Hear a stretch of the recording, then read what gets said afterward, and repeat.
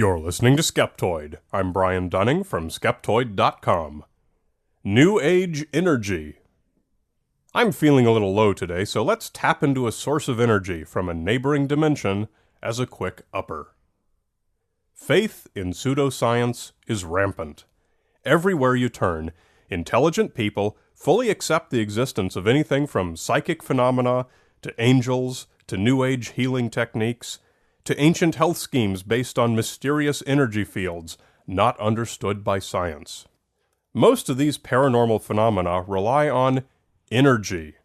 And when the performers are asked to explain, they'll gladly lecture about the body's energy fields, the universe's energy fields, chi, prana, orgone, negative energy, positive energy, and just about anything else that needs a familiar-sounding word to explain and justify it. Clearly, there are too many loose interpretations of the word energy, to the point where most people probably have no idea exactly what energy really is. I believe that if more people had a clear understanding of energy, and it's not complicated, there would be less susceptibility to pseudoscience, and more attention paid to actual technologies and methods that are truly constructive and useful. A friend told me of her ability to perform minor healings, and her best explanation was that she drew energy from another dimension. She had recently rented What the Bleep Do We Know, so she was well prepared to explain that alternate dimensions and realities should be taken for granted, since science doesn't really know anything, and thus those things cannot be disproven. That's fine. I'll concede that she can make contact with another dimension. After all, the latest M theories posit that there are probably 10 or 11 of them floating around, and I'll just hope that my friend's is not one of those that are collapsed into impossibly small spaces. What I was really interested in was the nature of this vaguely defined energy that she could contact. I asked, what type of energy is it, and how is it stored? Is it heat? Is it a spinning flywheel? Is it an explosive compound? Is it food? These are examples of actual ways that energy can be stored. In popular New Age culture, energy has somehow become a noun unto itself. Energy is considered to be literally like a glowing, hovering, shimmering cloud from which adepts can draw power and feel rejuvenated. Imagine a vaporous creature from the original Star Trek series, and you'll have a good idea of what New Agers think energy is. In fact, energy is not really a tangible thing at all. Energy is a measurement of something's ability to perform work. Given this context, when spiritualists talk about your body's energy fields, they're really saying something that's not even remotely meaningful. Yet this kind of talk has become so pervasive in our society that the vast majority of Americans accept that energy exists as a self-contained force, floating around in glowing clouds, and can be commanded by spiritualist adepts to do just about anything. There's a well-known authority for the simple, concrete, scientific definition of energy. Take Einstein's equation, E equals mc squared, that every school child knows, but so few spend the 30 seconds it takes to understand. Energy equals mass times the speed of light squared. Speed is a function of distance and time, so energy can be expressed in mass, distance, and time. That's how we define work that can be done, actual physical work. Energy is a measurement of work. If I lift a rock, I'm inputting enough potential energy to dent the surface of the table 1 centimeter when I drop it.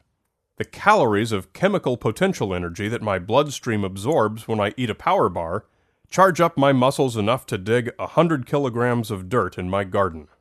Nowhere did Einstein discuss hovering glowing clouds or fields of mystical energy generated by human spirits. When spiritualists discuss energy, don't blindly accept what they're saying simply because energy is a word you're familiar with and that sounds scientific. In many cases, their usage of the word is meaningless. When you hear the word energy casually used to explain a mystical force or capability, require clarification, require that the energy be defined, Is it heat? Is it a spinning flywheel? Here's a good test. When you hear the word energy used in a spiritual or paranormal sense, substitute the phrase measurable work capability. Does the usage still make sense?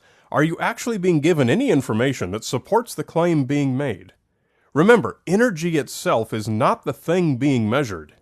Energy is the measurement of work performed or of potential. Take the following claim of Kundalini Yoga as an example. The release and ascent of the dormant spiritual energy enables the aspirant to transcend the effects of the elements and achieve consciousness. This would be a great thing if energy was indeed that shimmering cloud that can go wherever it's needed and perform miracles.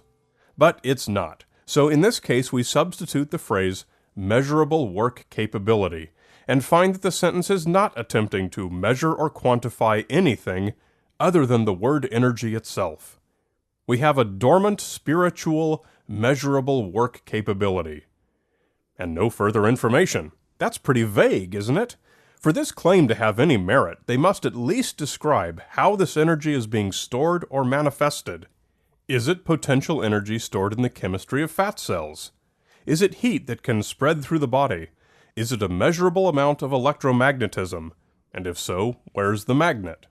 In any event, it must be measurable and precisely quantifiable, or it can't be called energy, by definition. There's a good reason why you don't hear medical doctors or pharmacists talking about energy fields. It's meaningless. I think it's generally good policy to remain open-minded and be ready to hear claims that involve energy, but approach them skeptically and scientifically. The next time you hear such a claim, substitute the phrase measurable work capability, and you'll be well equipped to separate the silly from the solid. Skeptoid is a listener-supported 501c3 nonprofit